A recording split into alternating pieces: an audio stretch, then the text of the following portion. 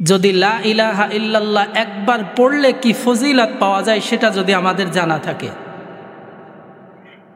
আপনাকে একজন বাজারে যেতে বললে যদি বিশেষ কোনো ফায়দা থাকে তাহলে অবশ্যই আপনি হেঁটে হলেও যান।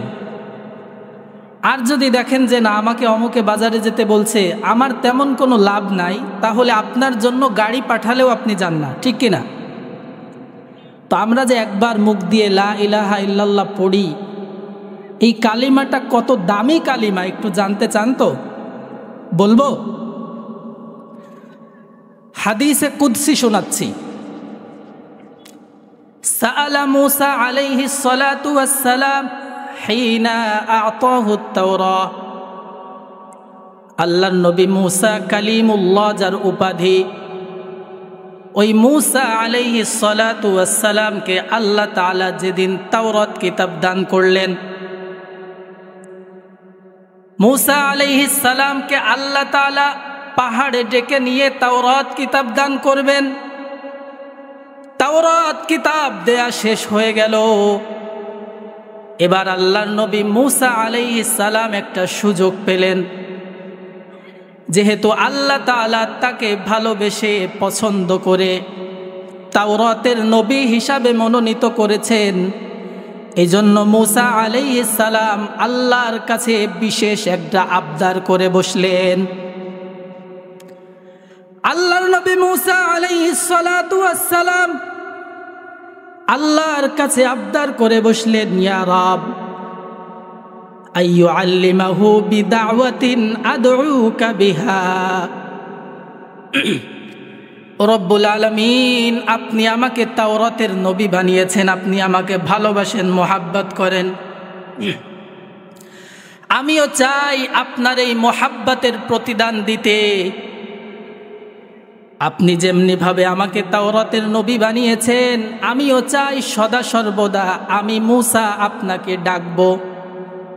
তবে আমি সব বাক্য দিয়ে আপনাকে ডাকবো না, সব কালিমা দিয়ে আপনাকে ডাকতে চাই না। আপনি যেহেতু আমাকে তাওরাতের নবী বানিয়েছেন, এজন্য আপনি আমাকে বিশেষ একটা কালিমা শিখিয়ে দেন, যেই কালিমার দ্বারা আমি মূসা আপনাকে ডাকবো। আবদার করলেন। এরকম আবদার আমরাও কিন্তু করি। মনে করেন আপনার গ্রামের চেয়ারম্যান সাহেব, স্বাভাবিক অবস্থায় আপনি তার সাথে তেমন কিছু বলার সুযোগ পান না, কিন্তু হঠাৎ একদিন আপনি কোনো একটা কারণে নির্বাচিত হয়েছেন যে চেয়ারম্যান সাহেবের হাত থেকে আপনি কিছু একটা গ্রহণ করবেন। তখন চেয়ারম্যান সাহেবের খুব কাছাকাছি যাওয়ার সুযোগ হয় না। তখন কিন্তু একটা কথা বলা যায়, চেয়ারম্যান সাহেব আমি এই সমস্যাটার মধ্যে আছি, একটু দিয়ে খেয়াল করেন। সুযোগ তৈরি হয় কি হয় না? তো আল্লাহর নবী মূসা আলাইহিস সালামও দেখলেন যে আল্লাহ তাআলা যেহেতু আমাকে তাওরাত দিচ্ছে, এখন একটা মোহাব্বতের সম্পর্ক তৈরি হয়েছে, আমি এই মোহাব্বতের সম্পর্কটাকে কাজে লাগাতে চাই। আল্লাহর কাছে বললেন, আইয়ুআল্লিমাহু বিদাওয়াতিন আদউকা বিহা, আমাকে একটা কালিমা শিখায় দেন, ওই কালিমার দ্বারা আমি আপনাকে ডাকবো। এবার দেখেন আল্লাহ কি বলেন, ফাআমারা মূসা বিলা ইলাহা ইল্লাল্লাহ। আল্লাহ তাআলা বললেন, ও মূসা, আমিও খুশি হয়েছি তুমি আমাকে ডাকতে চাও, বিশেষ কালিমার দ্বারা ডাকতে চাও। আমি তোমাকে অর্ডার করলাম তুমি লা ইলাহা ইল্লাল্লাহ এই কালিমাটা বলে আমাকে সদা সর্বদা ডাকবা। সুবহানাল্লাহ। এবার মূসা আলাইহিস সালাতু ওয়াস সালাম মনে মনে একটু অসন্তুষ্ট হলেন। অসন্তুষ্টির কারণ হলো, আমি তাওরাতের নবী আল্লাহর কাছে আবদার করেছি এমন একটা কালিমা আমাকে শিখাবেন, যেই কালিমা পৃথিবীর কেউ জানে না, কেউ ডাকে না, আমি মূসা শুধুমাত্র আপনাকে ডাকবো। কিন্তু আল্লাহ তাআলা এমন একটা কালিমা শিখালেন, যেই কালিমার দ্বারা পৃথিবীর সকল মানুষ আল্লাহকে ডাকে। জোরে বলুন ঠিক কিনা? মূসা আলাইহিস সালাম অসন্তুষ্ট হলেন মনে মনে। আল্লাহর সাথে খুব ভালো সম্পর্ক, তো এই অসন্তুষ্টিতে গুনাহ হয় না। এবার আল্লাহর নবী মূসা আলাইহিস সালাতু ওয়াস সালাম আল্লাহকে বললেন, উরিদু আন তাখুসসানি বিদাওয়াতিন আদউকা বিহা।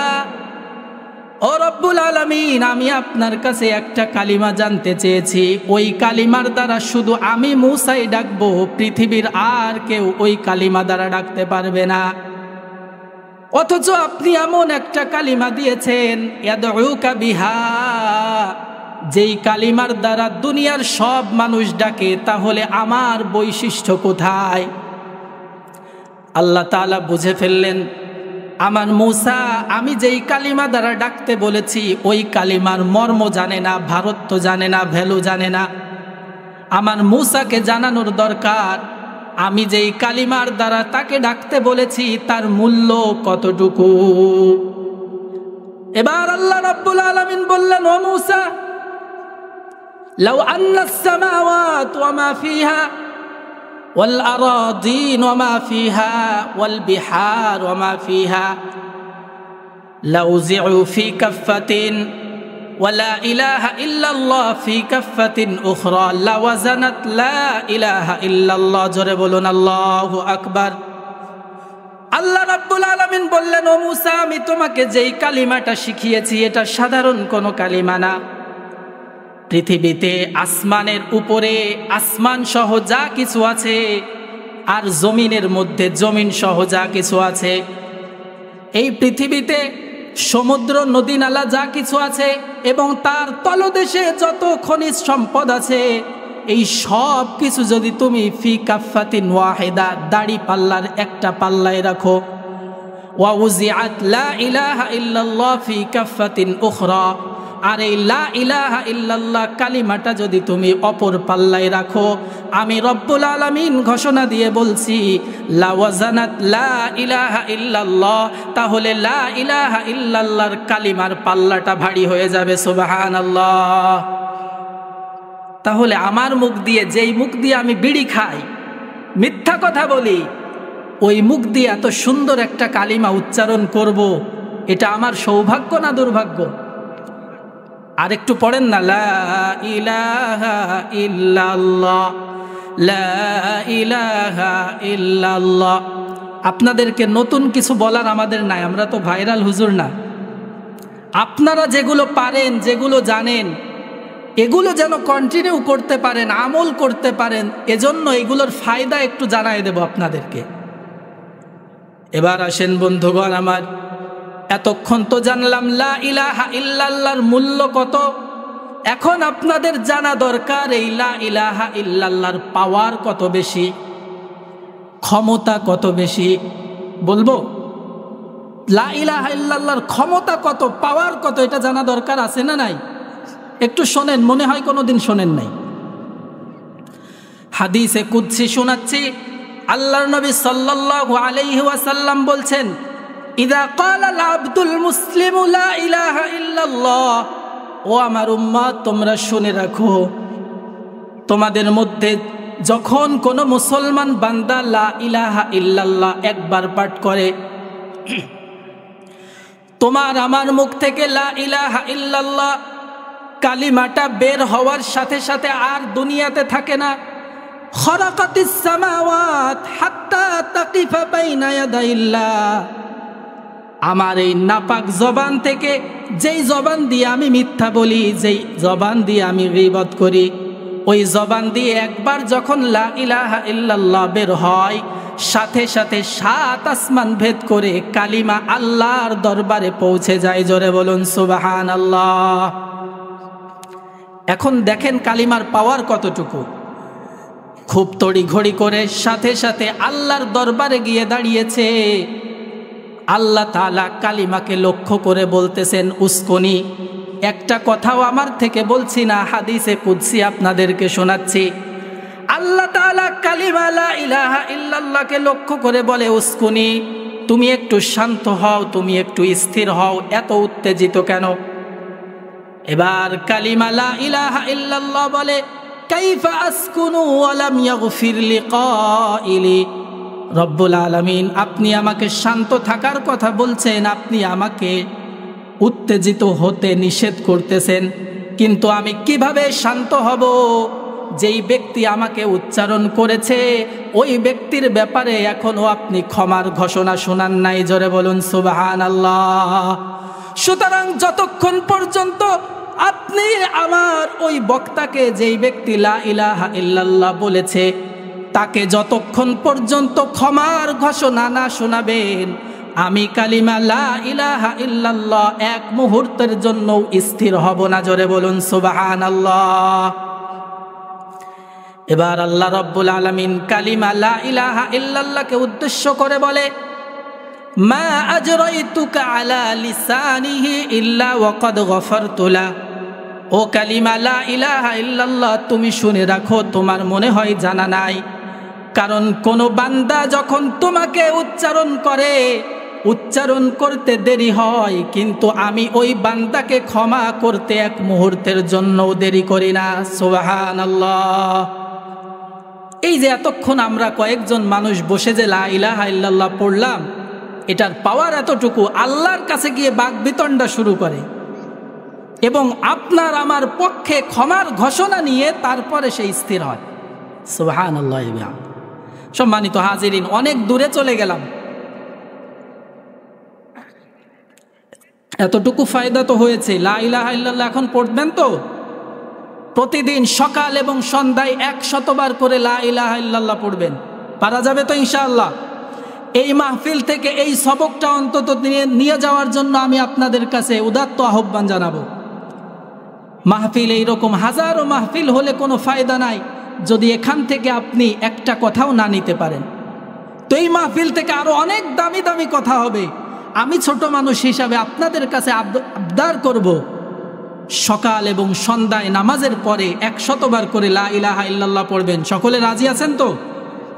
আল্লাহ তাআলা সকলকে তৌফিক দান করুন। সম্মানিত হাজিরিন, কাদিরপাড়া দারুল উলুম মাদ্রাসার উদ্যোগে আয়োজিত আজকের এই প্রথম বার্ষিক ওয়াজ মাহফিলের প্রধান অতিথি বাংলার মাদানী আল্লামা নূর হোসেন কাসেমী রাহিমাহুল্লাহ তাআলার সুযোগ্য খলিফা হযরতুল আল্লাম হযরত মাওলানা নোমান কাসেমী দামাত বারাকাতুহুমুল আলিয়া, আল্লাহ তাআলা তাকে সুস্থতার সাথে নেক হায়াত দান করুন। সকলে বলে আমিন।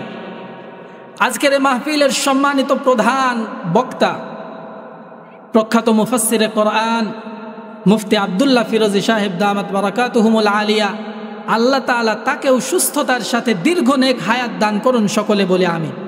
আল্লাহ তাআলা তার জবানকে যেন কোরআনের জন্য, দ্বীনের জন্য, ইসলামের জন্য কবুল করে নেন। সকলে বলে আমিন। আজকের এই মাহফিলের সম্মানিত সভাপতি কাদিরপাড়ার কৃতি সন্তান হাজী মোহাম্মদ নজরুল ইসলাম আমার পাশে বসা, আল্লাহ তাআলা উনাকেও যেন সুস্থতার সাথে দীর্ঘ হায়াত দান করেন। সকলে বলে আমিন। আমার সামনে অনেককেই আগে কথা বলেছেন বিশেষ বক্তা হিসাবে, আল্লাহ তাআলা ওই সমস্ত ভাইদের কথাগুলি আমাদেরকে আমল করার তৌফিক দান করুন। আমার সামনে উপবিষ্ট এবং পর্দার অন্তরালে অবস্থানরত আমার সম্মানিতা মা ও বোনেরা, আমি আপনাদেরকে আন্তরিক মুবারকবাদ জানাচ্ছি। এবং আজকের এই মাহফিলটা যেহেতু একটা মাদ্রাসার উদ্যোগে আয়োজিত, এজন্য আমি আপনাদের সামনে মাদ্রাসা শিক্ষায় শিক্ষিত হলে দুনিয়া এবং আখিরাতে আপনি কি উপকার পাবেন, আর মাদ্রাসা শিক্ষা বর্জন করলে দুনিয়া এবং আখিরাতে আপনি কি ক্ষতির সম্মুখীন হবেন, কোরআন এবং হাদিসের আলোকে এই বিষয়টা জানানোর চেষ্টা করব। শুনতে রাজি আছেন তো? কারা কারা রাজি আছেন একটু হাত তুলে দেখান তো। আলহামদুলিল্লাহ। সম্মানিত ভাই ও বন্ধুগণ, আমি আপনাদের কাছে একটু জানতে চাই, এখানে যারা উপস্থিত আছেন তাদের মধ্য থেকে কারা কারা এমন যাদের সন্তান অথবা সন্তানের সন্তান অথবা মেয়ের সন্তান অথবা ভাইয়ের সন্তান অথবা রক্তের সম্পর্কীয় কেউ না কেউ মাদ্রাসায় পড়ে, এমন কারা কারা আছেন বলেন তো? একটু হাত উঁচু করেন তো।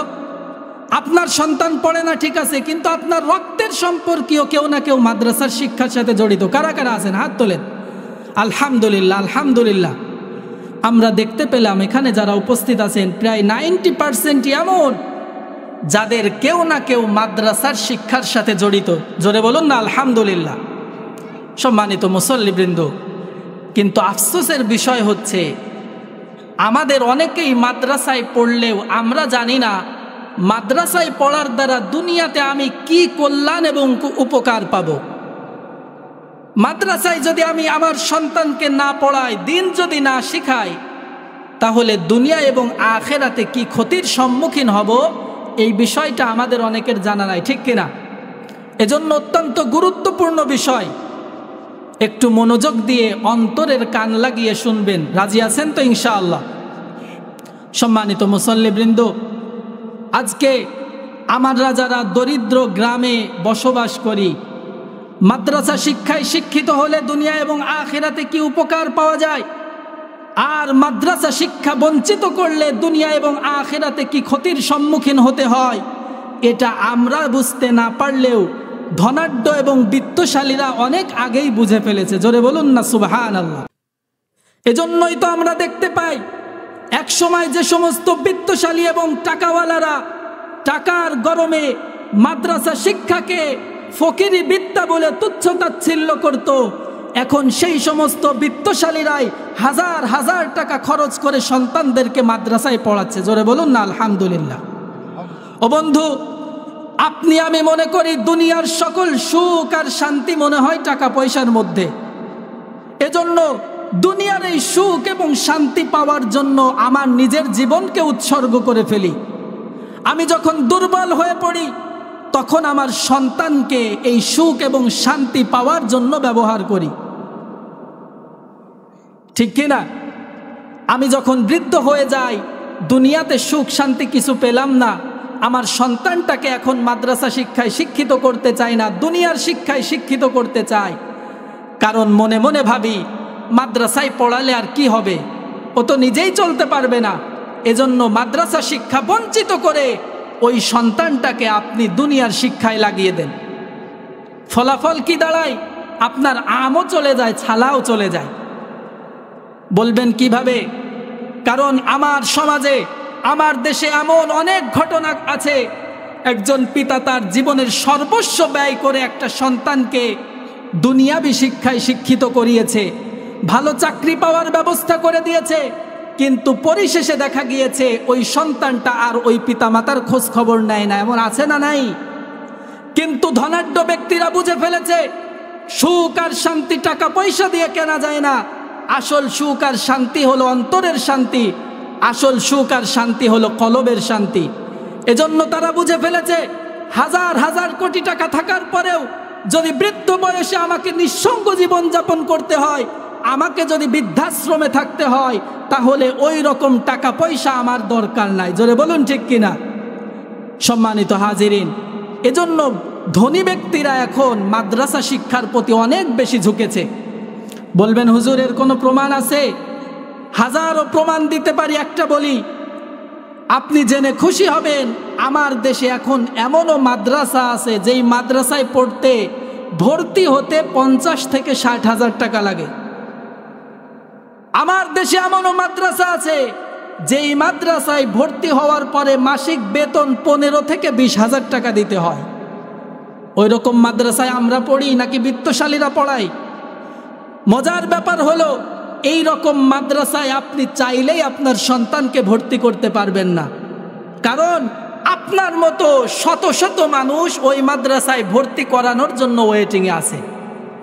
সুতরাং এটাই প্রমাণ বহন করে আমার দেশে অভাবীরা, দরিদ্ররা মাদ্রাসা শিক্ষার গুরুত্ব এবং ফজিলত বুঝতে না পারলেও বিত্তশালীরা অনেক আগেই বুঝে ফেলেছে। আলহামদুলিল্লাহ, আল্লাহ তাআলার কাছে শুকরিয়া, যেই শিক্ষা অর্জন করার জন্য বিত্তশালীরা 50-60 হাজার টাকা খরচ করে, ওই একই শিক্ষা আমার কাদিরপাড়া গোরস্থানের পাশে দেওয়া হয় মাত্র 1500 টাকায়। জোরে বলুন না আলহামদুলিল্লাহ, জোরে বলুন আলহামদুলিল্লাহ।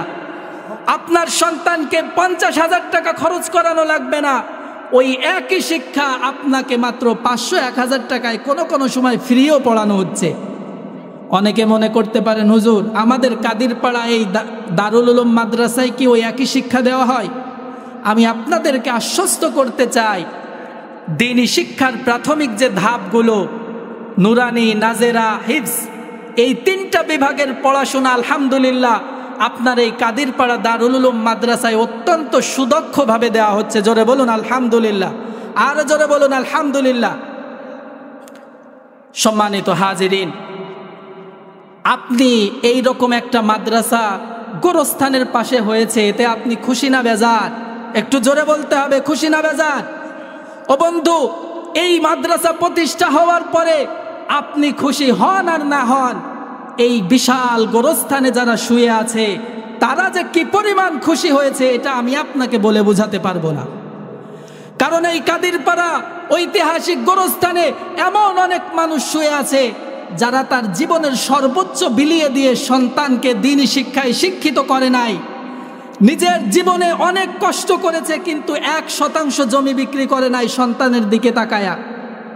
এমন অনেক বাবা এখানে শুয়ে আছেন যাদের সুখে রাখার জন্য সব কিছু করে গিয়েছেন, কিন্তু যিনি যখন কবরের যাত্রী হয়ে গেছেন ওই সন্তানগুলো এখন আর বাবার খোঁজ খবর নেয় না।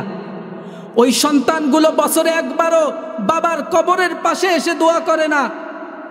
ওই কবরের যাত্রীগুলো, কবরে যারা শুয়ে আছে তারা আফসোস করে, আহারে যেই সন্তানের জন্য জীবনে এত কষ্ট করলাম, যেই সন্তানের জন্য মাথার ঘাম পায়ে ফেলে এত কিছু করে আসলাম, আজকে ওই সন্তানগুলো আমার কোনো খোঁজ খবর নেয় না। আহারে যেই মানুষগুলোকে কোনোদিন চিনি না, কোনোদিন দেখি নাই, জানি না, ওই মানুষগুলোর ওসিলায় আজকে আমাদের কবরে কিছুটা শান্তি আসছে। জোরে বলুন না সুবহানাল্লাহ। এই মাদ্রাসায় যখন কোরআন তেলাওয়াত করা হয়, বিভিন্ন সময় হুজুররা দোয়া করেন, ছাত্ররা দোয়া করেন, তলেবে আলেম কবরের পাশ দিয়ে হেঁটে যায়, কবরবাসীরা এত উপকার পায় যেটা আপনি কল্পনাও করতে পারবেন না। হ্যাঁ ঠিকই, আমরা সেদিন বুঝবো যেদিন আমি কবরের মধ্যে যাব আর আমার পরিবার পরিজন খোঁজ নিবে না, একজন অচেনা অপরিচিত তলেবে এলেম কোরআনে কারিম পড়ে আমার জন্য দোয়া করবে, তখন আমার বুক ফেটে কান্না আসবে। হ্যাঁ, এই মানুষগুলোর জন্য জীবনে কিছু করে আসি নাই, তাদেরকে চিনি না, অথচ তাদের জন্য আমরা কবরে শান্তি পাচ্ছি। জোরে বলুন না সুবহানাল্লাহ। সম্মানিত মুসল্লিবৃন্দ, আজকে মনে হয় বাংলাদেশের খেলা হচ্ছে, আসার সময় দেখলাম। এই খেলা দেখে কি করবেন? প্রতিদিনই তো শুনি হারে। তো আজকে যেই দোকানে যেই মানুষগুলো এই খেলার জন্য বসে আছে, এরা বেওকুফ না বুদ্ধিমান? এই কোরআনের মাহফিল কি প্রতিদিন আপনি পাবেন? আপনি যদি বুদ্ধিমান হতেন তাহলে অন্তত আজকের এই মাহফিলের গুরুত্ব দিয়ে ওই চায়ের দোকান পরিহার করে এই জান্নাতের বাকি যায় সামান্য সময়ের জন্য হলেও বসতেন। আসলে আমরা বিবেকবান না, আমাদের বুদ্ধি শুদ্ধি কম। আল্লাহ তাআলা যে সমস্ত ভাইরা নিয়ত করেছে মাহফিলে যাব, আল্লাহ তাআলা তাদেরকে যেন ধরে ধরে মাহফিলের প্যান্ডেলে এসে বসার তৌফিক দান করেন, সকলে বলে আমিন। সম্মানিত হাজিরিন, একটু সামনের দিকে আগায় আসেন, অনেকে আসতেছে, পেছনে ভরে গেছে, সামনে ফাঁকা, একটু সামনে আগায় আসেন, জিকিরের সাথে একটু আগায় আসেন। লা ইলাহা ইল্লাল্লাহ, লা ইলাহা ইল্লাল্লাহ, লা ইলাহা ইল্লাল্লাহু মুহাম্মাদুর রাসূলুল্লাহ। সম্মানিত হাজিরিন, গলায় অত সুর নেই, সুরের মূর্ছনা আপনাদেরকে পাগল করে ফেলতে পারবো এমন যোগ্যতা আমার নাই, কিন্তু যে কথাগুলো বলবো অন্তরের কান দিয়ে শুনলে আপনি বসতে বাধ্য হবেন, এতটুকু গ্যারান্টি দিতে পারি। আমি শুরুতে যে আয়াতখানা তেলাওয়াত করেছি, আমার মূল আলোচনা সেখান থেকে শুরু করতে যাচ্ছি। সূরা আনফালের 28 নম্বর আয়াত আমি তেলাওয়াত করেছি, একটু মনোযোগ দেন। আল্লাহ রাব্বুল আলামিন বলছেন, ওয়া'লামু আন্নামা আমওয়ালুকুম ওয়া আওলাদুকুম ফিতনা। ও দুনিয়ার মানুষ, তোমরা শুনে রাখো, আমি তোমাদেরকে যেই ধন সম্পত্তি আর সন্তান সন্ততি দান করেছি, এটা কিন্তু তোমাদের জন্য ফিতনা। ওয়া আন্নাল্লাহা ইনদাহু আজরুন আযীম, আর আমার কাছে তোমাদের জন্য রয়েছে মহা নিয়ামত। সুবহানাল্লাহ। এবার আমাদেরকে জানতে হবে, আল্লাহ তাআলা বললেন তোমাদেরকে যে ধন সম্পদ আর সন্তান সন্ততি দান করেছি, এটা কিন্তু ফিতনা। সম্মানিত মুসল্লিবৃন্দ, জানতে হবে ফিতনা কাকে বলে। কোরআনে হাকিমে ফিতনা শব্দটা 11টা অর্থে ব্যবহার হয়েছে। কয়টা? ফিতনা শব্দটা কোরআনে কারিমে 11টা অর্থে ব্যবহার হয়েছে। আমি গুনে গুনে তার মধ্যে 4টা অর্থের কথা আপনাদের সাথে আলোচনা করব। 1 নাম্বার, ফিতনা শব্দের শাব্দিক অর্থ হলো পরখ করা, যাচাই করা, বাছাই করা। তার মানে আল্লাহ তাআলা বলতে চান, ও বান্দা, তোমাকে যেই ধন সম্পদ আর সন্তান সন্ততি দান করলাম, এই ধন সম্পদ আর সন্তান সন্ততি দিয়ে আমি রব্বুল আলামিন তোমাকে যাচাই করতে চাই, বাছাই করতে চাই। জোরে বলুন আল্লাহু আকবার। আল্লাহ রব্বুল আলামিন কিভাবে যাচাই বাছাই করবেন? তার মানে আল্লাহ তাআলা বুঝাতে চান সন্তান এবং সম্পদ এটা মহা বড় এক নিয়ামত। আমি রব্বুল আলামিন কাউকে ভালোবেসে মোহাব্বত করে সন্তান দিই, সম্পদও দিই। আবার অনেক বান্দাকে এমন আছে যে ওই বান্দাকে আমি সন্তানও দিই না, সম্পদও দিই না, এমন আছে না নাই? আল্লাহ তাআলা পরীক্ষা করতে চান, যাচাই করতে চান আমার কোন বান্দা সন্তান সম্পদ পাওয়ার পরে শুকরিয়া আদায় করেছে, আর কোন বান্দা সম্পদ আর সন্তান হারিয়ে আমার উপর সন্তুষ্ট থেকেছে। জোরে বলুন সুবহানাল্লাহ। আল্লাহ তাআলা অন্য আয়াতে বলছেন ইয়াহাবু লিমান ইয়াশাউ ইনাসা ওয়া ইয়াহাবু লিমান ইয়াশাউ যুকুর আও ইউযাউযুহুম যুকরানা ওয়া ইনাসা ওয়া ইয়াজআলু মান ইয়াশাউ আকীমা। আমি আমার অনেক বান্দাকে ছেলে সন্তান দিই, মেয়ে সন্তান দিই, আবার কাউকে শুধু ছেলে সন্তান দিই, কাউকে শুধু মেয়ে সন্তান দিই। আবার ওই আমি রব্বুল আলামিন আমার অনেক বান্দাকে বন্ধা রাখি, কোনো সন্তান দিই না, সবই আমার খেলা। আল্লাহ তাআলা দেখতে চান সন্তান পাওয়ার পরে আপনি কি শুকরিয়া আদায় করেন, আর সন্তান না থাকলে আপনি সবর করেন কিনা। সন্তান দেন কে? সন্তান দেন না কে? আল্লাহ যদি আমাকে সন্তান দিয়ে খুশি থাকেন আমিও খুশি, আর যদি আল্লাহ আমাকে সন্তান না দিয়ে খুশি থাকেন তাতে আমি ডাবল খুশি। জোরে বলুন ঠিক কিনা? লম্বা আলোচনা হয়ে যাব, ওদিকে যাই না। সন্তান না দিলে আপনার ডাবল খুশি হওয়ার কথা, কারণ দুনিয়ার যেই অবস্থা, আপনি যেই আমল করেন ওই আমলের বিনিময়ে হয়তো আপনি ঠেলে ঠুলে জান্নাতে চলে যেতে পারবেন। কিন্তু বন্ধুগণ আমার, দুনিয়ার যেই পরিস্থিতি, কিয়ামতের খুব নিকটবর্তী সময়, এই সময়ে আপনার যদি একটা সন্তান থাকে আর ওই সন্তানকে যদি আপনি সঠিকভাবে প্রতিপালন করে না যেতে পারেন, তাহলে আপনার আমলে আপনি জান্নাত কামাই করতে পারলেও সন্তানের কারণে আপনি ধরা খেয়ে যাবেন। জোরে বলুন ঠিক কিনা? এজন্যই বলেছি সন্তান যদি আল্লাহ আমাকে না দেয় ডাবল খুশি হওয়া দরকার। একজন মানুষকে অনেক সম্পদের মালিক বানান, 10-12টা সন্তানের মালিক বানান, আল্লাহ তাআলা যাচাই করতে চান, পরীক্ষা করতে চান ওই সন্তান আর সম্পদ পাওয়ার পরে সে কি অহংকার হয়ে যায় নাকি বিনয়ী থাকে। জোরে বলুন ঠিক কিনা? ফিতনা শব্দের 3 নাম্বার অর্থ হলো আযাব, শাস্তি। ভালো করে মনোযোগ দেন। অর্থাৎ আল্লাহ তাআলা বলতে চাচ্ছেন, ও বান্দা, আমি তোমার ধন সম্পদ আর সন্তান সন্ততি এটার মাধ্যমে তোমার শাস্তির ফায়সালা হবে। অর্থাৎ তুমি যদি ধন সম্পদ আর সন্তান সন্ততি ভালোভাবে ব্যবহার করতে না পারো, তাহলে এই ধন সম্পদ আর সন্তান সন্ততির কারণে তোমাকে জাহান্নামের আগুনে জ্বলতে হবে। জোরে বলুন নাউযুবিল্লাহ। ফিতনা শব্দের 4 নাম্বার অর্থ হলো আসদ্দু আনিস সাবিল, সত্য থেকে বিচ্যুত হওয়া। অর্থাৎ আল্লাহ রাব্বুল আলামিন বুঝাতে চান, ও বান্দা, যেই ধন সম্পদ আর সন্তান সন্ততি তোমাকে দিলাম, এই ধন সম্পদের কারণে তুমি যেন সত্য থেকে বিচ্যুত না হয়ে যাও। জোরে বলুন ঠিক কিনা? সম্পদের কারণে, সন্তানের বড়াইয়ের কারণে অনেকে হককে হক বলে স্বীকার করতে পারে না। এলাকায় দেখবেন একজনের 10টা ছেলে, 7টা ছেলে, 5টা ছেলে, সবাই ভালো ভালো পজিশনে আছে। ওই মুরব্বী চাচা কোনো কথা বলতে তোয়াক্কা করে, সে মনে করে আমি যেটা বলবো এটাই ঠিক। আল্লাহ বলতে চান, বান্দা, এই 5 জন সন্তানের বড়াই করে তুমি যে একটা নাহক কথাকে হক বলে চালিয়ে দিলে, এটাই তুমি সত্য থেকে বিচ্যুত হয়ে গেলে, এর কারণ তোমার জাহান্নাম ওয়াজিব হয়ে যাবে। সম্মানিত হাজিরিন, তাহলে আমরা বুঝলাম যে সন্তান এটা আমার সম্পদ, এটা আমার সত্য থেকে বিচ্যুত হওয়ার একটা মাধ্যম। আমাকে খুব সতর্ক থাকতে হবে সম্পদের বড়ায়ে, সন্তানের বড়ায়ে আমি যেন সত্য থেকে বিচ্যুত না হয়। এবার আসেন এই আয়াতের শানে নুজুল শুনি।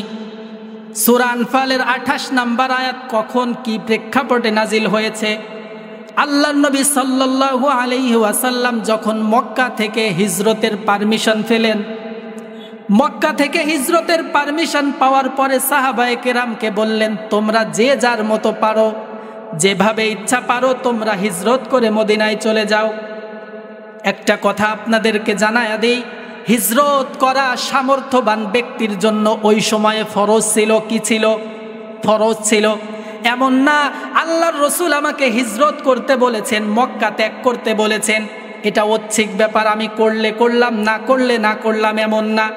বরং প্রত্যেকটা সামর্থ্যবান ব্যক্তির উপর যেমনিভাবে হজ করা ফরজ, ওই সময়ে সামর্থ্যবান ব্যক্তির জন্য হিজরত করে মদিনায় যাওয়া তার উপর ফরজ ছিল। জোরে বলুন সুবহানাল্লাহ। আল্লাহর রসুল অর্ডার দিয়ে দিলেন, যে যার মতো পারো হিজরত করে মদিনায় চলে যাও। অনেক সাহাবায়ে কেরাম নির্দ্বিধায় অর্ডার মেনে নিলেন, হিজরত করে মদিনায় চলে গেলেন। অনেক সাহাবী এমন থেকে গেলেন যাদের হিজরত করার মতো সামর্থ্য নাই। এক নাম্বার সামর্থ্য হলো শারীরিক সামর্থ্য নাই, মক্কা থেকে মদিনায় হিজরত করে চলবে এই চলার মতো শারীরিক সক্ষমতা নাই। নাম্বার 2, বাহনও নাই, যেই বাহনে চড়ে মক্কা থেকে মদিনায় যাবে। এই রকম কিছু মুসলমান মক্কায় তখনও থেকে গেল। আর কিছু মুসলমান এমন ছিল যাদের সামর্থ্য আছে, যাওয়ার সুযোগ আছে, বাহনও আছে, কিন্তু ওই মানুষগুলো শুধুমাত্র ধন সম্পদ আর সন্তান সন্ততির কথা চিন্তা করে মক্কায় থেকে গেল। মনে মনে ভাবলো, মক্কায় আমার বিশাল সম্পদ রয়ে গেছে, আমার ছোট ছোট বাচ্চারা রয়ে গেছে, স্ত্রী পুত্র রয়ে গেছে, এই সবাইকে ফেলে যদি আমি মদিনায় চলে যাই, আমার সম্পদের কি হবে আর আমার সন্তানের কি হবে? এই চিন্তায় তারা হিজরত থেকে বিরত থাকলো। সাথে সাথে আল্লাহ রাব্বুল আলামিন জিবরিল আলাইহিস সালামের মাধ্যমে আয়াত পাঠালেন, ইন্নামা আমওয়ালুকুম ওয়া আওলাদুকুম ফিতনা। হে নবী, আপনার উম্মতকে আপনি জানায় দেন, এই সম্পদের ভয়ে আর সন্তানের ক্ষতির ভয়ে যারা হিজরত করতেছে না, তাদেরকে জানায় দেন এটা কিন্তু তাদের জন্য ফিতনা। জোরে বলুন আল্লাহু আকবার। সম্মানিত মুসল্লিয়ানে কেরাম, তাহলে আমাদের বুঝতে হবে সব কিছুর উপর আমাকে আপনাকে আল্লাহর এবং তার রসুলের অর্ডার ফলো করতে হবে, ঠিক কিনা? আপনার যত সমস্যা থাকুক, সব সমস্যা উপেক্ষা করে আল্লাহর অর্ডার, রসুলের অর্ডার আপনাকে বাস্তবায়ন করতে হবে। যদি এটা করতে না পারি, তাহলে আমি দুনিয়ার জীবনেও ব্যর্থ, আখেরাতে তো আরো বড় ব্যর্থ। সম্মানিত মুসল্লিয়ানে কেরাম, আল্লাহর নবী সাল্লাল্লাহু আলাইহি ওয়াসাল্লামের অর্ডার যারা ফলো করেছিলেন, এজন্যই বলা হয় বদর যুদ্ধের আগে যারা হিজরত করেছে তাদের মর্যাদা আর বদর যুদ্ধের পরে যারা হিজরত করেছে তাদের মর্যাদা কশ্চিনকালেও এক হতে পারে না। কারণ তারা অনেক বড় রিস্ক নিয়ে হিজরত করেছিল, আর বদর যুদ্ধের পরে যারা হিজরত করেছে তাদের অতটা রিস্ক ছিল না। সম্মানিত মুসল্লিয়ানে কেরাম, এখন আমাদের নিজের জীবনে যাচাই করা দরকার যে আমরা কি সব কিছুর উপরে আল্লাহর অর্ডারকে প্রাধান্য দিই নাকি দিই না। প্রত্যেকের নিজের জীবনের দিকে তাকান। আমি সর্বক্ষেত্রে সর্ব অবস্থায় আল্লাহ তাআলার অর্ডারকে প্রাধান্য দিই না। আগে খেয়াল করি এই অর্ডারটা পালন করতে গেলে আমার কোনো ক্ষতি হবে কিনা, এই অর্ডারটা পারলে আমার কোনো লাভ আছে কিনা, এই সব হিসাব করি। অথচ আল্লাহর অর্ডারের ব্যাপারে কোনো প্রকার হিসাব নিকাশ চলবে না। আল্লাহর অর্ডার যেটা সেটা অবশ্যই আপনাকে পালন করতে হবে। জোরে বলুন ঠিক কিনা? এখন আসেন কাজের কথায়। আল্লাহ তাআলা আমাদের অনেককেই সন্তান দিয়েছে। কাদেরকে সন্তান আছে বলেন তো, একটু হাত উঁচু করেন, সবাই একটু হাত উঁচু করেন। কাদেরকে সন্তান দিয়েছেন? আলহামদুলিল্লাহ, প্রায় 99.9 সবাইকেই আল্লাহ তাআলা সন্তান দিয়েছেন। কিন্তু এই সন্তান আপনার জন্য ফিতনা, পরীক্ষার বস্তু। কিভাবে পরীক্ষার বস্তু? এই সন্তান আপনি সঠিকভাবে পরিচালনা করেন, লালন পালন করেন কি করেন না, নাকি আপনার নিজের জীবনকে আরো বেশি প্রফুল্ল করার জন্য ব্যবহার করেন। কথাটা মনে হয় বুঝাতে পারি নাই, একটু ব্যাখ্যা করি। আল্লাহ রাব্বুল আলামিন রসুলের মাধ্যমে জানিয়েছেন, তলাবুল ইলমি ফারিদাতুন আলা কুল্লি মুসলিমি ওয়া মুসলিমা। প্রত্যেকটা মুসলমান নরনারীর উপর দ্বীনি ইলম শিক্ষা করা ফরজ। এটা আল্লাহর রসুলের একটা ঘোষণা। এখন বলেন তো কারা কারা আমার সন্তানকে দ্বীনি ইলম শিক্ষা করা যে ফরজ এই বিধানটা পালন করেছি? এখন অনেকেই হাত তুলতে পারবো না, কারণ আমরা পালন করি নাই। শুধুমাত্র আমার সন্তানের ভবিষ্যতের প্রতি লক্ষ্য করে আর আমার নিজের জীবনের প্রতি লক্ষ্য করে আমার সন্তানকে দ্বীনি শিক্ষা বঞ্চিত করে দুনিয়াবি শিক্ষায় শিক্ষিত করতেছি। জোরে বলুন ঠিক কিনা? একটু নিজের জীবনের দিকে তাকান। আমি আপনাদেরকে আজকে বাস্তবতা তুলে ধরব। সাধারণত একজন মানুষ, একজন বাবা তার সন্তানকে দ্বীনি শিক্ষা শিক্ষিত করতে চায় না দুইটা কারণে। কয়টা কারণ? দুইটা কারণে মাদ্রাসা শিক্ষায় শিক্ষিত করতে চায় না। এক নাম্বার হলো সন্তানের ভবিষ্যতের কথা চিন্তা করে। সন্তানকে মাদ্রাসায় পড়াবো, কয় টাকা বেতন পাবে, কি করে খাবে, কি করে চলবে, এক নাম্বার চিন্তা। দুই নাম্বার চিন্তা হলো ও তো নিজেই ঠিকমতো সংসার চালাতে পারবে না, আমি যদি বৃদ্ধ হয়ে যাই কিভাবে আমাকে দেখবে। এই দুইটা কথা চিন্তা করে মাদ্রাসা শিক্ষা বঞ্চিত করে একটা সন্তানকে দ্বীনি শিক্ষা বঞ্চিত করে দুনিয়াবি শিক্ষায় লাগিয়ে দেয়। সম্মানিত হাজিরিন, কিন্তু বাস্তবতা আপনাদেরকে বুঝতে হবে। আপনি দেখেন তো, যেই সন্তানকে তার ভবিষ্যতের কথা চিন্তা করে আর আপনার নিজের ভবিষ্যতের কথা চিন্তা করে আপনি দুনিয়াবি শিক্ষায় তাকে শিক্ষিত বানালেন। আমার দেশে এমন ঘটনা কি ঘটে না যে দুনিয়াবি শিক্ষায় শিক্ষিত ডক্টর, ইঞ্জিনিয়ার, আরো বড় বড় চাকরি করে, কিন্তু তাদের বাবা মাকে বৃদ্ধাশ্রমে রেখেছে। এমন ঘটনা আমার দেশে আছে না নাই? আরো জোরে বলেন, আছে না নাই? তাহলে আপনি কোথায় পেলেন যে আপনার সন্তান বড় হয়ে বড় চাকরি করে আপনাকে খাওয়াবে, দেখবে? কোথায় পেলেন? সুতরাং আপনি বাস্তবতাই দেখতেছেন। দ্বীনি শিক্ষা যদি তার মধ্যে সামান্যতম না থাকে, শুধুমাত্র দুনিয়াবি শিক্ষা তাকে দেন, সাধারণত ওই ছেলেটা বৃদ্ধ বয়সে আপনার কাজে আসে না। ও বন্ধু, ভালো করে শুনতে হবে, বৃদ্ধ বয়সে আপনার কিন্তু বেশি খাবারের প্রয়োজন হয় না, হয় নাকি? বৃদ্ধ বয়সে আপনার প্রয়োজন সঙ্গী। আপনার নাতিপুতি থাকবে, ছেলে মেয়ে থাকবে, বেটার বউ থাকবে, সবার সাথে আপনি মিলেমিশে একসাথে থাকবেন। একজন বৃদ্ধর কাছে এটাই সব থেকে বড় পাওয়া। কিন্তু আপনি আপনার সন্তানকে উচ্চ শিক্ষায় শিক্ষিত করলেন, জজ বানালেন, ব্যারিস্টার বানালেন, বিদেশে পড়াশোনা করালেন, ওই সন্তানটা বিদেশেই থেকে যায়, আপনি কবে মারা গেছেন এটাও সে খবর রাখে না। জোরে বলুন ঠিক কিনা? কিন্তু পক্ষান্তরে একটু খোঁজ নিয়ে দেখেন, একজন সন্তানকে দ্বীনি শিক্ষায় শিক্ষিত করেছে, ওই সন্তান বাবাকে ফেলে দিয়েছে, এমন কোন নজির পৃথিবীতে আছে? একজন দ্বীনি শিক্ষায় শিক্ষিত সন্তান তার বাবাকে বৃদ্ধাশ্রমে রেখেছে, এমন কোন নজির আছে? কশ্চিনকালেও আপনি দেখাতে পারবেন না। সুতরাং কি উদ্দেশ্য করে আপনি আপনার সন্তানকে দ্বীনি শিক্ষা বঞ্চিত করছেন?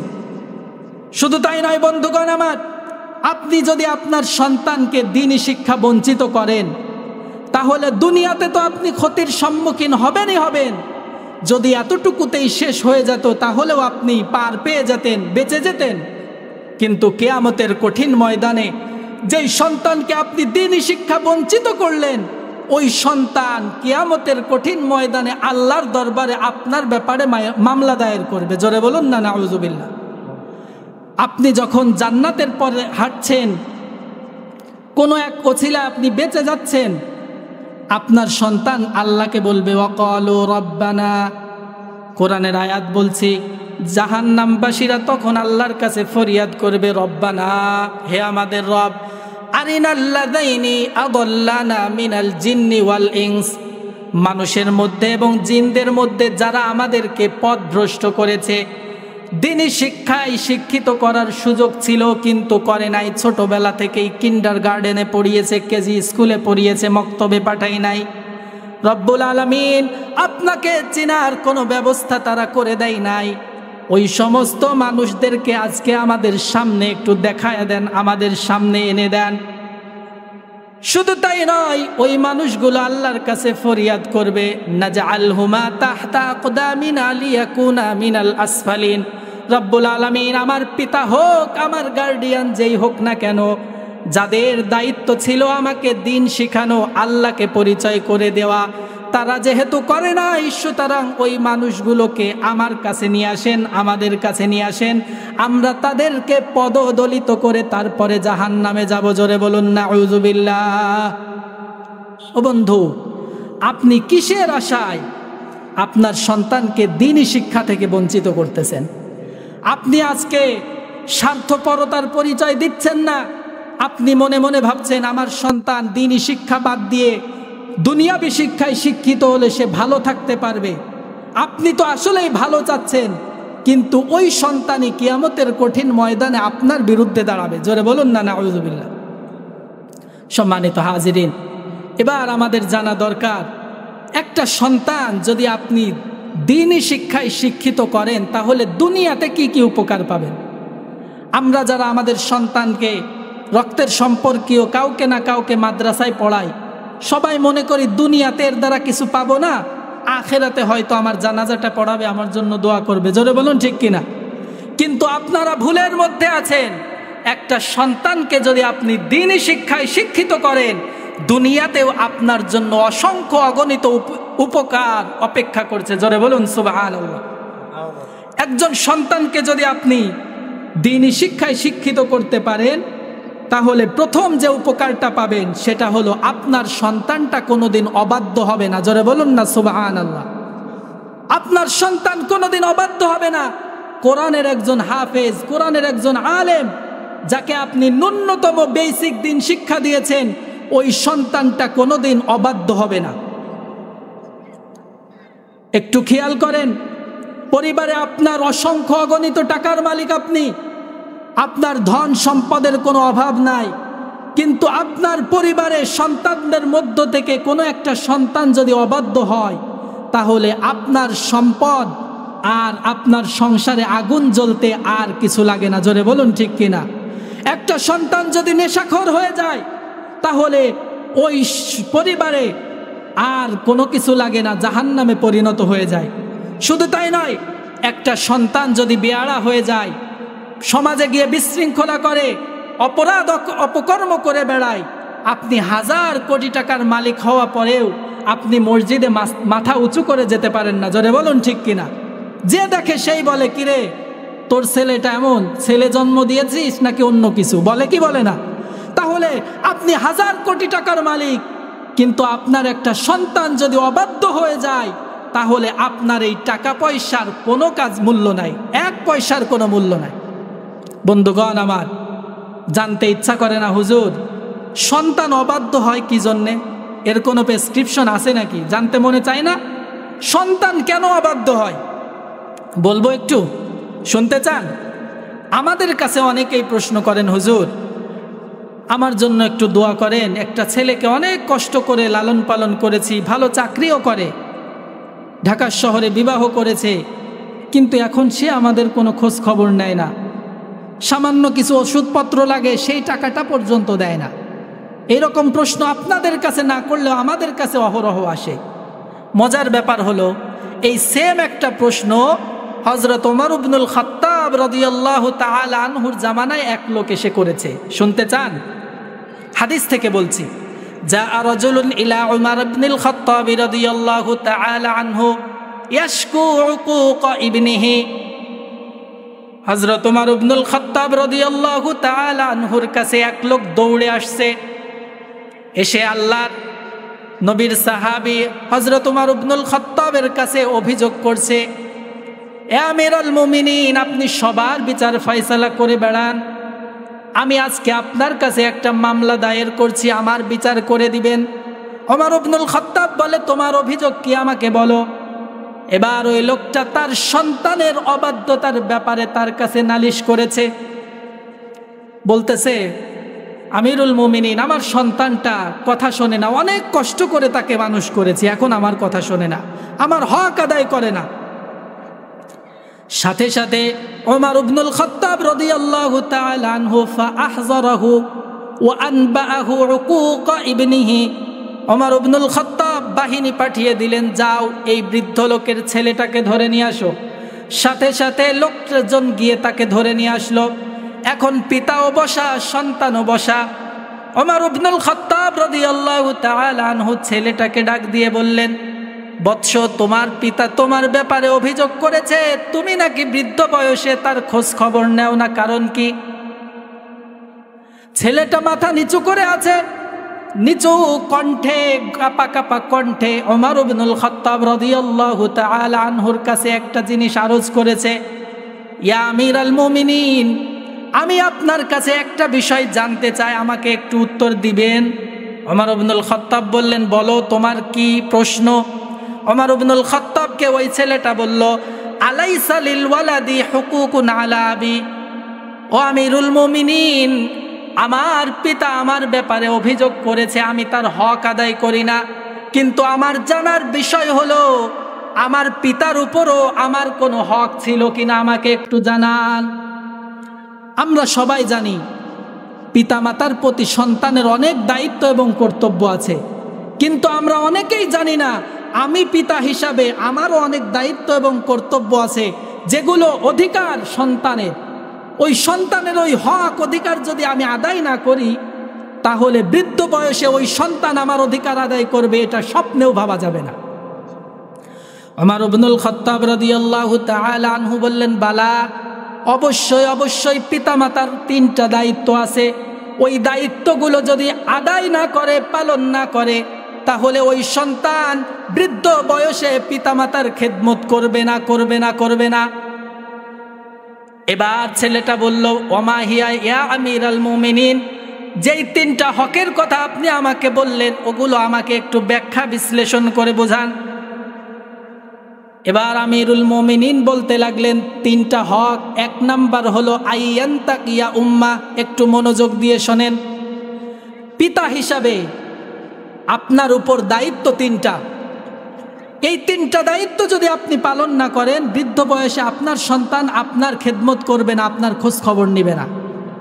সেই 3টা অধিকারের প্রথম অধিকার হলো সন্তান যার পেট থেকে জন্মগ্রহণ করবে ওই মাকে ভালো মা হিসাবে নির্বাচন করতে হবে। কথাটা একটু কঠিন হয়ে গেছে, বোঝেন নাই? আপনি এখনো বিবাহ করেন নাই, আপনার ছেলেকে এখনো বিবাহ দেন নাই, আপনার ছেলেকে যেই মেয়ের সাথে বিবাহ দিতে চাচ্ছেন ওই মেয়েটাই তো কিছুদিন পরে মা হবে, ঠিক কিনা? তো আপনার ছেলের বউ হিসাবে যাকে আপনি নির্বাচন করতে চান, তাকে মা হিসাবে কতটা ভালো সেটা দেখে নির্বাচন করতে হবে। জোরে বলুন না সুবহানাল্লাহ। আমাদের দুনিয়ার অবস্থা কি মা বোনরা ভালো করে জানেন? আমরা যখন ছেলেকে বিবাহ দিতে চাই, সুন্দরী একটা বউ খুঁজি, বউ হিসাবে কতটা পারফেক্ট, স্ত্রী হিসাবে কতটা ভালো, ধলা না কালো, এগুলো খুব যাচাই বাছাই করি। কিন্তু ওমর ইবনুল খাত্তাব বললেন, ও দুনিয়ার মানুষ, তুমি বউ হিসাবে, স্ত্রী হিসাবে একজন মানুষকে যতটা বেশি তালাশ করো, খোঁজ খবর নাও, তোমার উচিত হলো ওই মহিলাটা মা হিসাবে কতটা উপযুক্ত সেটা বেশি খোঁজ করা। কারণ তোমরা জানো একজন বউ স্ত্রী হিসাবে পরিচিত থাকে মাত্র 1 থেকে 2 বছর। যখন নতুন নতুন বিয়ে হয়, সন্তান হয় নাই, তখন বলে অমুকের বউ, অমুকের স্ত্রী। কিন্তু যখন একটা বাচ্চা কাচ্চা হয়ে যায়, তখন আর বলে না অমুকের স্ত্রী, বলে অমুকের মা, ঠিক কিনা? তাহলে যেই পরিচয়ে একজন স্ত্রী, একজন নারী 1 থেকে 2 বছর পরিচিত হয়, সেই পরিচয় অনেক বেশি খোঁজ খবর নাও।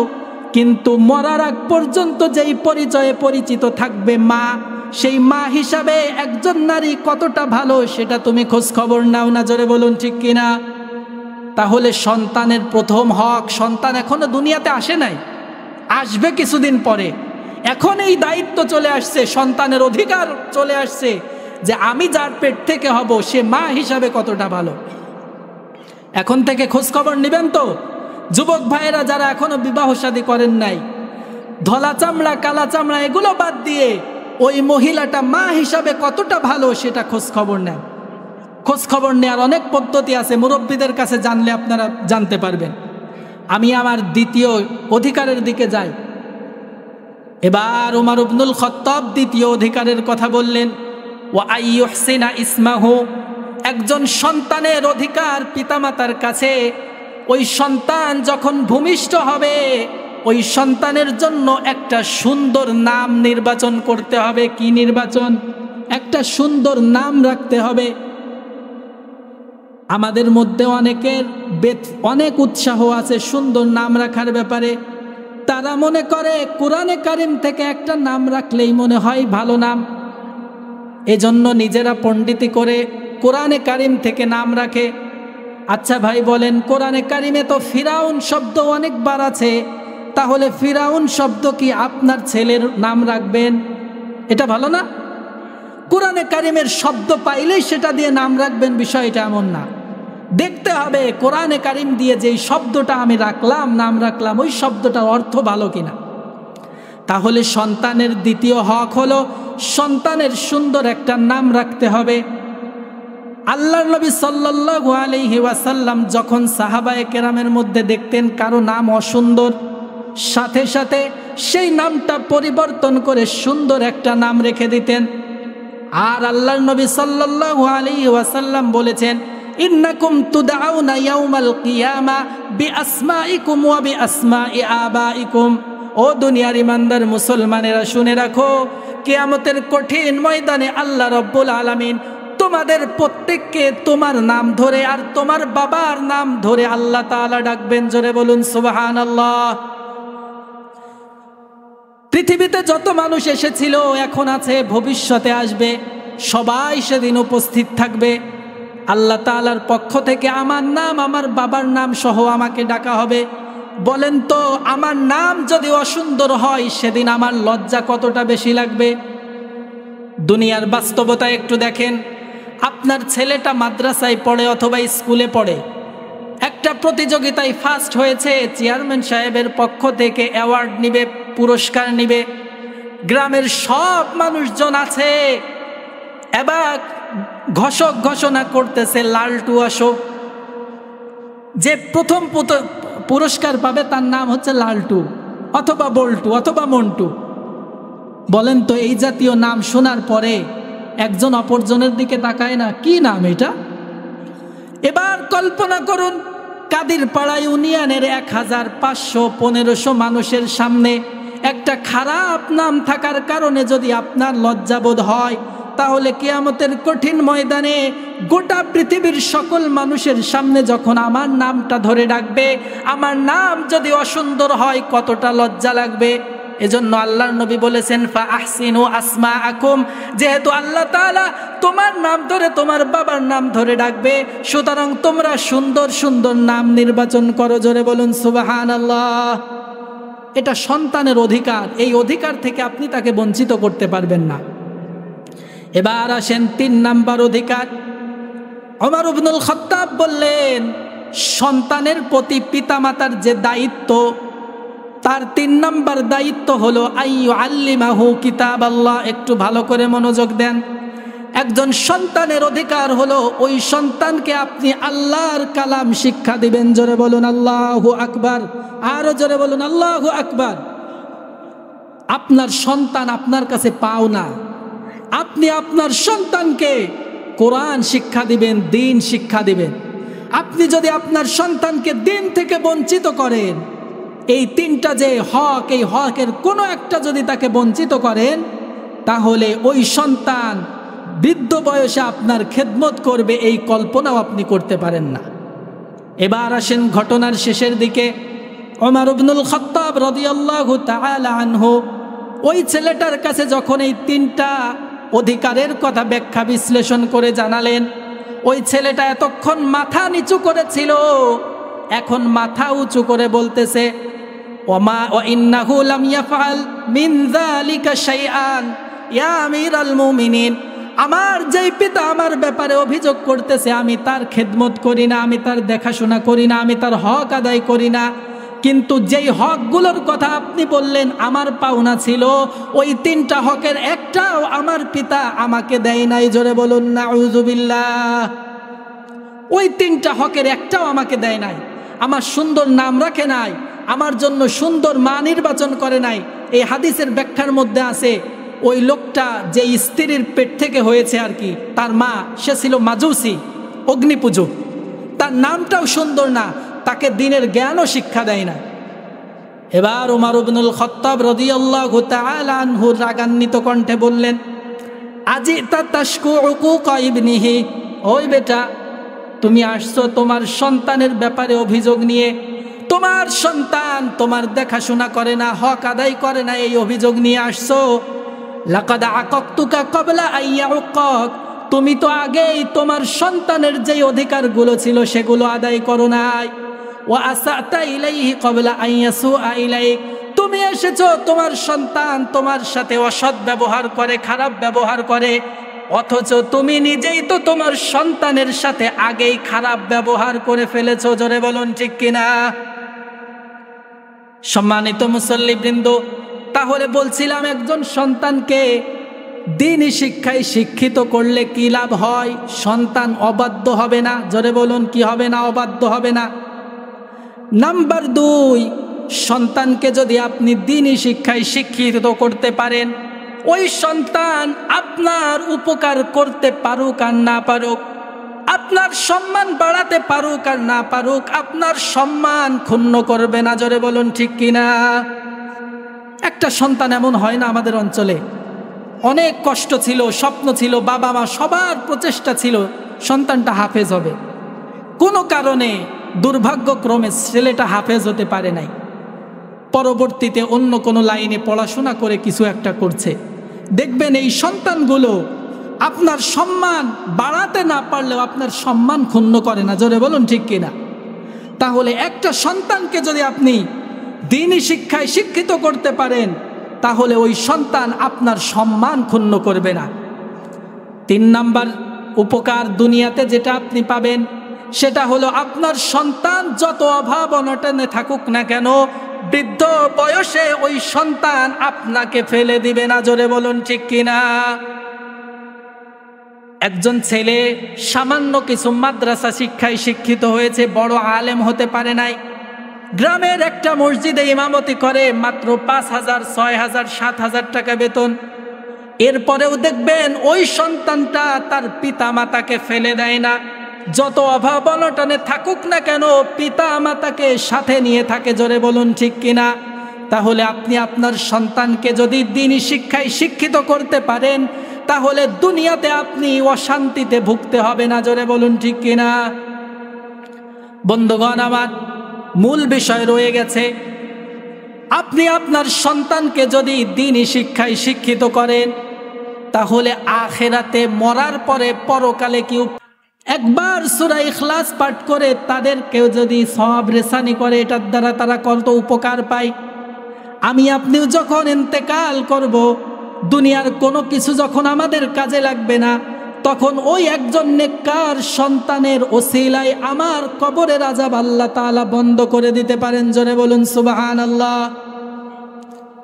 হাদিস থেকে বলি, আল্লাহর নবী সাল্লাল্লাহু আলাইহি ওয়াসাল্লাম বলেছেন, কেউ যদি মারা যায়, একজন দিনদার মুত্তাকি মাদ্রাসা শিক্ষায় শিক্ষিত সন্তান যদি রেখে যায়, তাহলে ওই দিনদার মাদ্রাসা শিক্ষায় শিক্ষিত সন্তানের কারণে আল্লাহ রাব্বুল আলামিন কবরে শুয়ে শুয়েও ছেলে যত নেক আমল করবে, যত আমল করবে, সব আমলের একটা অংশ কবরে পাঠাতে থাকে। জোরে বলুন সুবহানাল্লাহ। হাদিসটা আপনারা অনেকেই জানেন। আল্লাহর নবী বলেছেন, ইযা মাতাল ইনসান ইনকাতা আমালুহু ইল্লা মিন সালাসা, একজন মানুষ যখন দুনিয়ার মায়া ত্যাগ করে কবরের জগতে পাড়ি জমায়, তখন আল্লাহর নবী বলেন তার সব আমল বন্ধ হয়ে যায়। নিজের কোনো ভালো আমল করারও সুযোগ থাকে না, খারাপ আমল করারও সুযোগ থাকে না। কিন্তু ওই ব্যক্তি যদি দুনিয়াতে 3টা কাজ করে যেতে পারে, তাহলে তার সওয়াব কবরে আল্লাহ তাআলা পৌঁছায় দিতে থাকেন। জোরে বলুন সুবহানাল্লাহ। ইনকাতা আমালুহু ইল্লা মিন সালাসা, 3টা আমলের সওয়াব আল্লাহ তাআলা জারি রাখেন। 1 নাম্বার হলো ইল্লা মিন সাদাকাতিন জারিয়া, দুনিয়াতে থাকাকালীন যদি আপনি জনসৎ সেবামূলক কোনো কাজ করে যান, রাস্তার ধারে একটা পানি পানের জন্য টিউবওয়েল, অথবা রাস্তার ধারে একটা ফাঁকা জায়গা, কোনো গাছপালা ছিল না, আপনি একটা গাছের চারা রোপণ করে গেলেন। আহারে, এই রাস্তা দিয়ে যারা হেঁটে যাবে কিছুক্ষণ এখানে বিশ্রাম করবে। জনসেবামূলক যত কার্যক্রম আছে এইগুলো যদি আপনি দুনিয়াতে করে যান তাহলে এর প্রত্যেকটা সওয়াবের অংশ আল্লাহ তাআলা আপনার কবরে পৌঁছায় দিবে। সুবহানাল্লাহ। নাম্বার 2, আওয়ালাদিন সালিহিন ইয়াদউ লাহ। আপনার যদি কোনো একটা নেককার সন্তান রেখে যেতে পারেন, মাদ্রাসায় শিক্ষায় শিক্ষিত করে যেতে পারেন, ওই সন্তানটা আপনার জন্য প্রতিদিন অন্তত 5 বার দোয়া করবে। জোরে বলুন সুবহানাল্লাহ। আপনার সন্তান আপনার জন্য দোয়া করবে এবং এই দোয়াটা এমন, এটা কবুল হওয়া ব্যতীত থাকবে না, অটোমেটিক কবুল হতে থাকবে।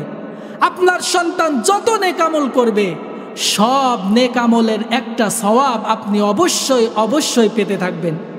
আও ইলমিন ইনতাফাউ বিহি, আল্লাহর নবী বলেন এমন কোনো উপকারী ইলম আপনি যদি রেখে যেতে পারেন, আপনি ভালো কোনো গবেষণা সমৃদ্ধ একটা বই লিখে গিয়েছেন, ওই বইটা থেকে দুনিয়ার মানুষ যতদিন উপকৃত হতে থাকবে ততদিন পর্যন্ত আপনার কবরে আল্লাহ তাআলা সওয়াব দিতে থাকবেন। তাহলে একজন দ্বীনি শিক্ষায় শিক্ষিত সন্তান যদি আপনি দুনিয়ায় রেখে যান তাহলে কবরে আসার পরে আপনি সওয়াব পেতে থাকবেন, 1 নাম্বার। নাম্বার 2, আপনি যদি দ্বীনি শিক্ষায় শিক্ষিত কোনো সন্তান দুনিয়াতে রেখে যেতে পারেন তাহলে ওই সন্তানের কারণে কবরে আপনার মর্যাদা বৃদ্ধি পেতে থাকবে। জোরে বলুন সুবহানাল্লাহ। আগেই তো শুনেছেন কবরে যাওয়ার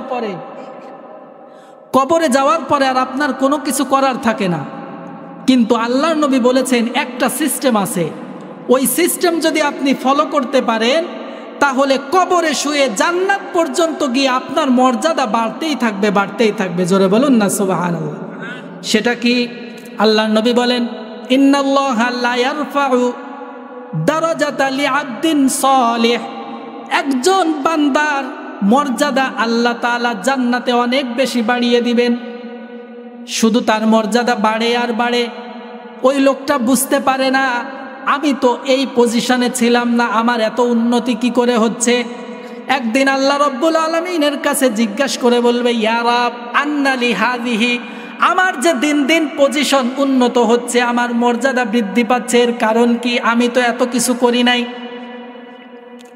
আল্লাহ রাব্বুল আলামিন ওই বান্দাকে জানাবে, লি ইস্তিগফারি ওয়ালাদিকা লাক, ও মানুষ তুমি শুনে রাখো, তুমি কিছু করো নাই, কোনো আমল বেশি করে আসতে পারো নাই, কিন্তু তুমি একটা কাজ করে এসেছো, তোমার একটা সন্তানকে মাদ্রাসা শিক্ষায় শিক্ষিত করে এসেছিলে, ওই সন্তানটা প্রতিদিন তোমার জন্য ইস্তেগফার করে, তোমার গুনাহ মাফের জন্য দোয়া করে, ওই তোমার সন্তানের গুনাহ মাফের দোয়ার ওসিলায় প্রতিদিন তোমার মর্যাদা বৃদ্ধি পেতে থাকে। জোরে বলুন সুবহানাল্লাহ। সর্বশেষ আরেকটা উপকারের কথা বলে শেষ করব, সেটা হলো একজন পিতা যদি সন্তানকে মাদ্রাসা শিক্ষায় শিক্ষিত বানাতে পারে তাহলে তার কবরের আযাব আল্লাহ তাআলা বন্ধ করে দেন। সুবহানাল্লাহ। তাফসিরে কুরতুবির মধ্যে একটা ঘটনা এসেছে, মাররা মূসা আলাইহিস সালাতু ওয়াস সালাম বিকবরিন।